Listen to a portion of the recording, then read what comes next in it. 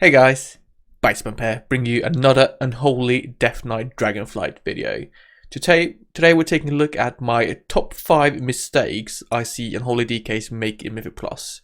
Hopefully these 5 points will help you target, improvements for yourself in a Mythic Plus environment to help with your overall output and just play better. Let's just get straight to it. So number 1 is Plaguebringer Uptime. This is like, if someone comes to me and tells me, I don't feel like I'm doing enough damage in Mythic Plus, my first question to them is, what is your Plaguebringer Uptime?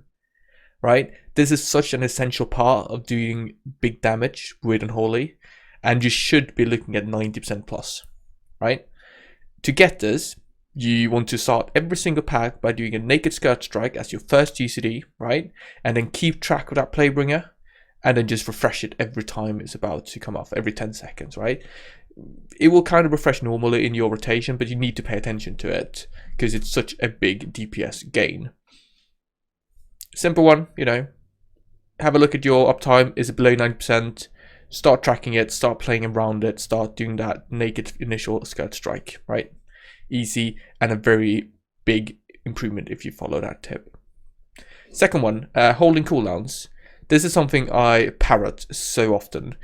Essentially, people lose so much DPS because they end up thinking, oh no, hang on, I need to hold this cooldown for the next pack. Or, we're halfway done with this pack, I should just hold the cooldown for next. That kind of mindset ends up losing you so much overall damage, right? Our cooldowns are short, Blight, DT, Apocalypse, all 45 seconds. Just 20 seconds of holding them, that's like half of a use, and it's a big loss. So I try to focus quite heavily when I play myself, just use them as soon as they come up, send the cooldown all the time.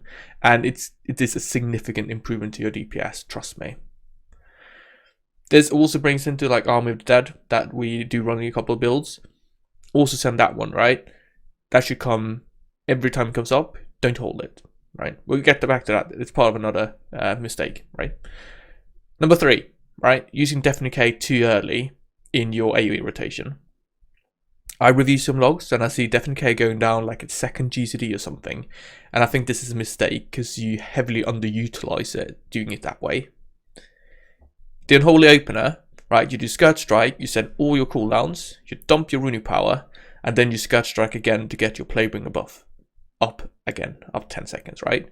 There's really no room there for Death Knight, and if you do pop it down early, you simply won't be using it. There won't be any skirt strikes you can really send. You won't have built that many runes to pop for Festermight, right? It doesn't make sense to use it early. I think the by far best kind of fit all situation to use Death Knight is the following, right?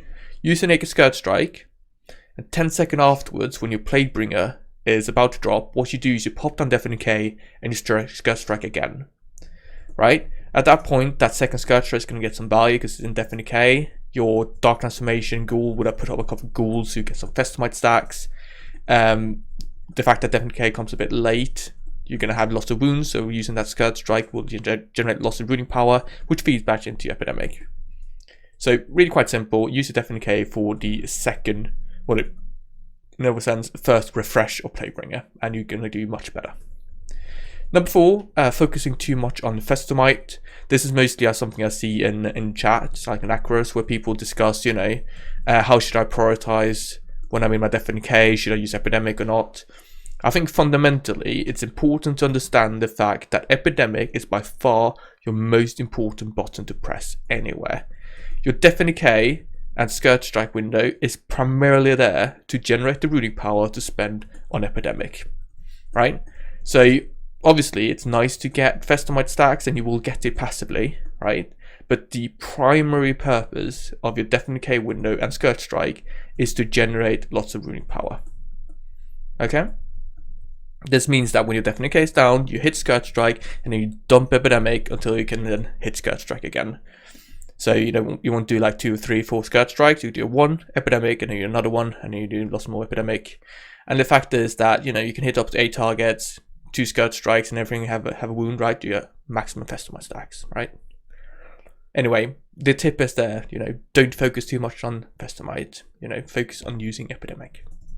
Finally, not using army and Puzzle Box properly, right? In a Myth Plus environment, army effective cooldown with Army of the Damned, is between 2 minutes and 40 and then 3 minutes and 30, right? So there is some variability. It's important to always time your army with your Puzzle Box. Misaligning them is something I did in the past, and I think that is a bad idea due to the big synergy there. So if army comes up before 3 minutes, you hold it for a couple seconds to use with Puzzle Box. If it comes up a bit late, you hold Puzzle Box for it. And that's going to be a big improvement to how much priority damage you can do and your boss burst, because you're not going to end up halfway through a dungeon with your Puzzle Box being desynced from your army.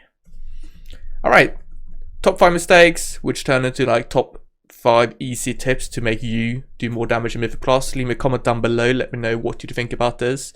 Are they useful? Is it something you can improve on? And when you actually use them, did it improve your DPS, right? Upvote, downvote, consider subscribing, and I'll see you guys in the next video. Thank you very much for watching. Bye bye.